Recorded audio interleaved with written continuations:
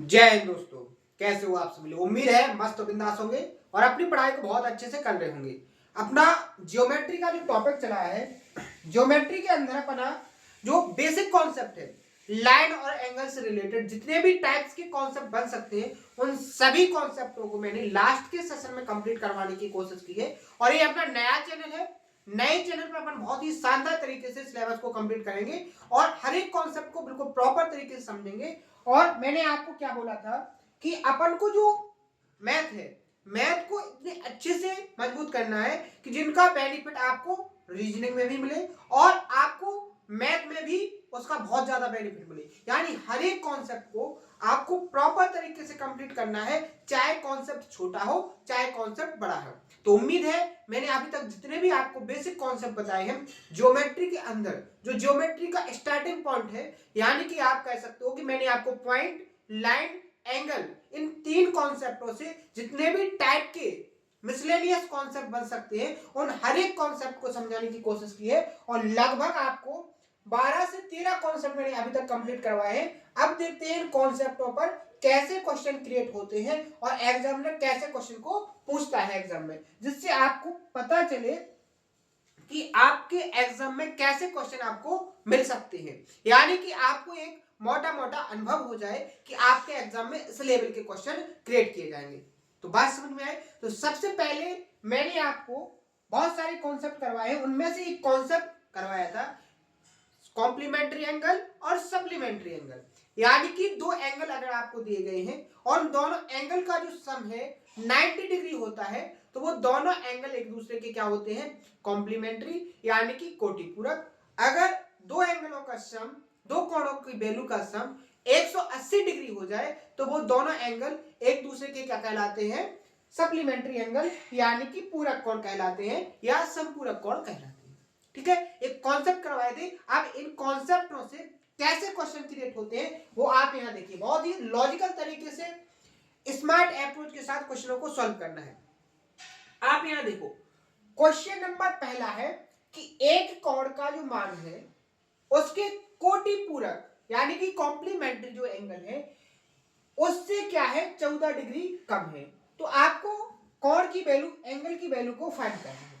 सबसे पहले तो आपको पता होना चाहिए कि एक कोण का जो मान है उसके कोटि पूरक कोण से 14 डिग्री कम है। यानी आपको जो लैंग्वेज दी गई है उसको मैथ में कन्वर्ट करना है। अब देखो कैसे कन्वर्ट करोगे। मान लीजिए आपको जो एंगल दिया है वो थीटा है, जो एंगल दिया है वो थीटा है और इस थीटा की जो वैल्यू है वो कोटि पूरक कोण की वैल्यू क्या हो जाएगी, 90 माइनस थीटा। यानी अगर आपका एंगल थीटा है और थीटा का जो कोण कॉम्प्लीमेंट्री एंगल होगा, जो कोटि पूरक कोण होगा वो क्या होगा, 90 माइनस थीटा होगा कि नहीं होगा। जैसे मैंने आपसे कहा है एक एंगल 30 है और इसका आप क्या निकालिए, कोटि पूरक कोण यानी कि कॉम्प्लीमेंट्री एंगल। तो आप इसको क्या करोगे, 90 से माइनस किसको करोगे, 30 से। तो यही तो मैंने यहां किया कि अगर आपका एंगल थीटा है तो इसका जो कोटि पूरक कोण होगा वो क्या होगा, 90 माइनस थीटा होगा कि नहीं होगा। बात समझ में आई। अब आप यहां देखो, वो कह रहा है कि जो ये एंगल आपका बना है ये आपका क्या है, एक कोण का जो मान है उसके कोटि पूरक कोण से 14 डिग्री कम है, कोटि पूरक कोण से 14 डिग्री कम है। यानी आपका अगर इसको इक्वल करोगे दोनों को तो आपका ये जो एंगल है वो इस एंगल से क्या है, 14 डिग्री छोटा, यानी ये छोटा है और ये बड़ा है। अगर आपको इक्वल करना है तो या तो इसमें से क्या कर दो, 14 माइनस कर दो, या इसमें क्या कर दो, 14 को ऐड कर दो, तो दोनों वैल्यू कैसे हो जाएंगे, इक्वल। बस अब आपका कुछ नहीं है, इसको क्या करना है, नॉर्मली सॉल्व। थीटा को इस तरफ लाओगे तो थीटा थीटा क्या हो जाएगा, 2 थीटा।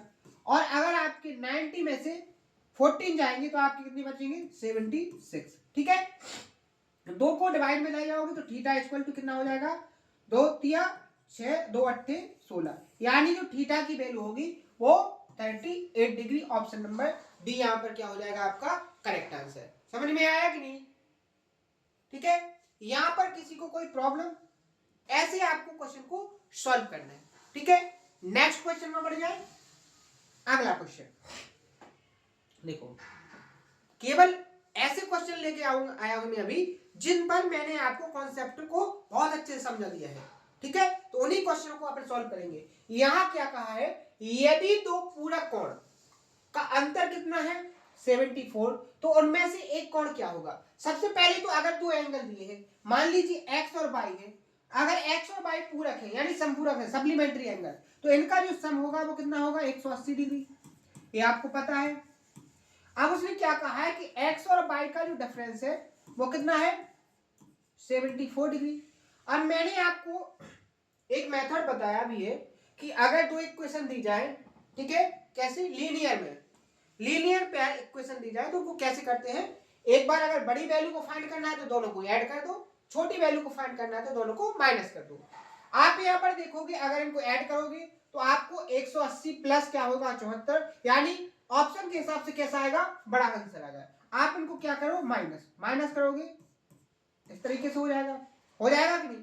यहां पर प्लस माइनस कैंसिल, क्या हो जाएगा आपका 2/। यहां देखो क्या बचेगा आपका 6, 8, 0 और 1। आप 2 से डिवाइड करोगे तो 106 को जब 2 से डिवाइड करोगे तो क्या आ जाएगा आपका आंसर 53।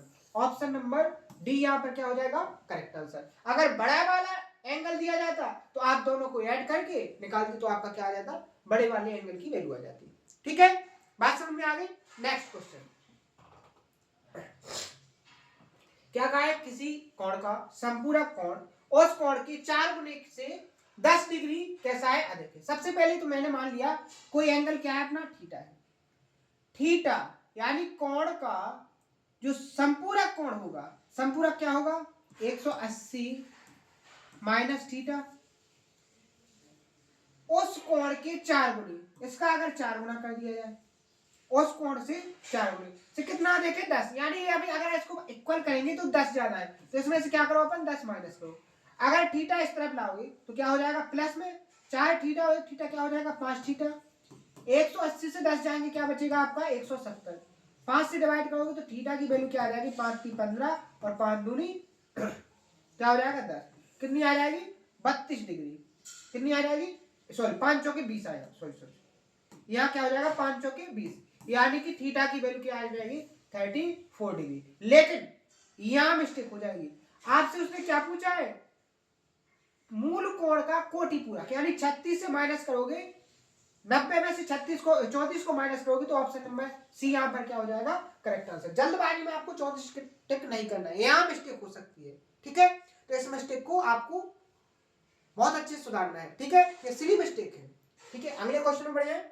नेक्स्ट क्वेश्चन यहां पर क्या कहा है कि कोण के का जो संपूरक कोण है वो इतना है और कोटि पूरक क्या है इतना है, तो आपको के का जो वैल्यू है वो फाइंड करना है। सबसे पहले मैंने आपको कॉन्सेप्ट बताया था कि अगर संपूरक और कोटि पूरक दिया जाए तो इन दोनों के बीच का जो डिफरेंस होता है वो 90 होता है। तो आप सबसे पहले x की वैल्यू को फाइंड करो, difference minus 7x equal to क्या हो जाएगा यहाँ पर 90।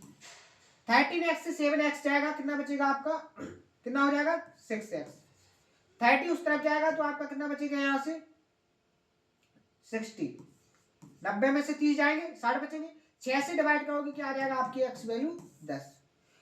x सॉरी k का जो संपूरक है वो कितना है इतना है। अगर आप यहाँ वैल्यू रखोगे तो 130 प्लस क्या हो जाएगा 30 यानी 160, ये आपका क्या है k का संपूरक। तो दूसरा k की जो वैल्यू होगी वो कितनी हो जाएगी 180 में से 160 को माइनस करोगे, ऑप्शन नंबर ये क्या हो जाएगा यहाँ पर करेक्ट आंसर। समझ में आया। तो इस तरीके से क्वेश्चन क्रिएट किए जाते हैं एग्जाम में। एक क्वेश्चन और देखो, इसके बाद अपन कल के सेशन में देखेंगे।